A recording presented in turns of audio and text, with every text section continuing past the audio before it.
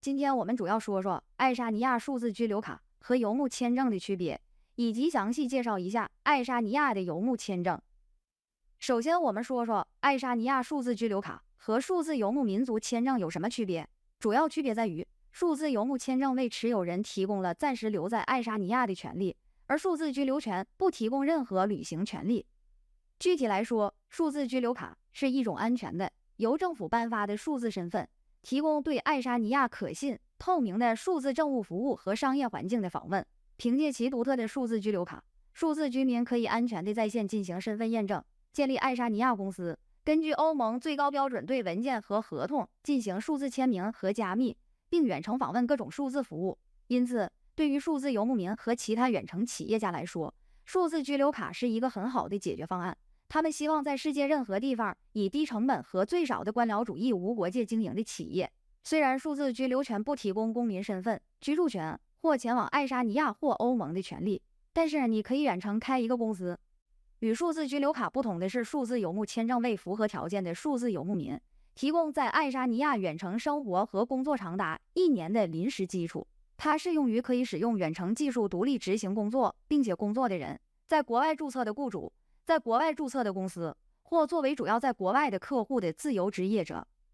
数字游牧签证与数字居留权无关，成为数字居民不是申请数字游牧签证的先决条件，也不会简化申请流程。随着爱沙尼亚未来的数字解决方案，如数字居留权与数字游牧签证的合成方案，可能会改变目前这种分离的情况。然后我们说说如何获得爱沙尼亚数字游牧签证。首先，谁有资格申请数字游牧民族签证？要获得签证资格，您必须证明您可以使用远程技术独立工作，本质上您是数字游牧民。此外，您需要证明您属于以下3个类别中的任何一个。第一类，符合签证要求的人士，确实在国外注册的雇主下面工作，并且你与该雇主签订了工作合同。第二类，符合签证要求的人士，为在国外注册且您是合伙人的公司开展业务活动，或者你主要向客户提供自由职业者或咨询服务，这些客户的常设机构在国外，并且与您签订了合同。对于第一类，立法不区分公共或私营雇主，因此无论您的雇主是私营公司、公共部门机构还是非营利实体，您都有资格申请。重要的是，您与雇主签订了雇佣合同，并且能够使用远程技术工作。另一个需要注意的重要资格要求是收入门槛，用来证明您在爱沙尼亚期间如何养活自己。申请人必须提供申请前6个月的收入证明。目前，月收入门槛为含税4500欧元。那么，如何申请数字游牧签证？如果您符合签证要求，下一步将是填写签证申请表，您可以在线预先填写。数字游牧签证受签发签证已留在爱沙尼亚的标准规则和程序的约束，包括与提出相关签证申请、拥有有效旅行证件、支付签证申请的国家费用、拥有足够的健康保险和财务资源，以及通过背景调查有关。与其他爱沙尼亚签证相比，数字游牧签证的主要区别在于，除了标准的签证申请程序外，您还需要提供信息和文件，证明您有资格成为数字游牧民。申请数字游牧签证时，您可以申请爱沙尼亚长期签证、D 签证或短期签证、C 签证，具体取决于您的计划逗留时间。可以用英语、爱沙尼亚语或俄语提出申请。D 签证的国家费用为100欧元， C 签证的国家费用为80欧元。完成申请表后，打印一份副本并签名，并收集所有必须的证明文件的副本，亲自到离您最近的爱沙尼亚大使馆提交您的申请。首先检查您是否需要预约。那么是否可以在申请中提供额外的证明文件来证明我是数字游牧民？除了标准的签证申请程序外，您还需要提供信息和文件，证明您有资格成为数字游牧民。也就是说，您可以提供首先需要证明您可以独立于地点进行工作的文件，并且您在做这些工作时使用数字技术。其次，证明您继续工作的文件为外国注册雇主、您持有股份的外国注册公司，或作为自由职业者或顾问，主要根据合同关系向外国机构的客户提供服务。第三，证明您在申请前6个月的收入的文件，并表明收入的金额和来源。还要介绍您的学习和职业生活课程。自由职业者在每次提供服务时可能没有书面正式合同，例如网络研讨会、讲座和咨询。自由职业者应注意，在可能的情况下，您需要提供书面合同，但如果您出示电子邮件和其他文件，也可以来证明这是一种雇佣合同。那么申请这个签证需要多长时间才能得到处理？爱沙尼亚行政当局将审核你的签证申请，并进行背景调查，和其他爱沙尼亚签证申请一样，此过程至少需要15天，平均大约需要30天。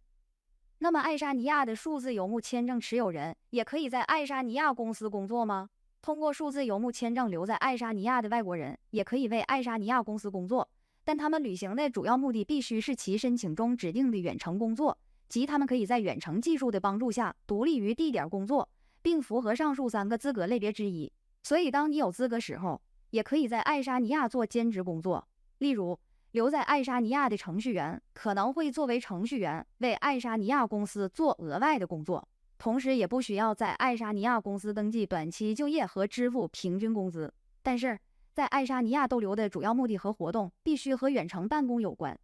爱沙尼亚数字游牧签证持有人的纳税义务是什么？如果数字游牧签证持有人在连续183个工作日在爱沙尼亚停留超过12天，他们将被视为爱沙尼亚税务居民，并应在此处申报和纳税。具体情况需要咨询官方税务局。那么，爱沙尼亚的数字游牧签证持有人可以在申根区的其他国家停留多长时间？这取决于您持有的是短期签证还是长期签证。例如，在爱沙尼亚长期签证有效期内，也就是D签证，那么签证持有人可以在连续90天内在申根地区的其他国家停留。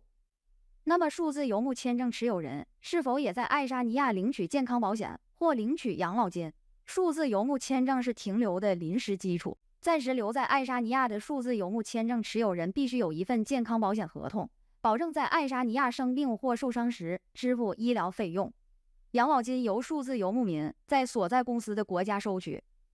数字游牧签证持有人可以带家人一起去吗？如果你获得数字游牧签证，那么你的配偶和未成年子女可以在与数字游牧签证持有人相同的条件下申请同等签证。爱沙尼亚承认同性结合，因此也适合同性恋伴侣。如果配偶获得陪同签证，他们是否可以在爱沙尼亚工作将取决于他们的签证。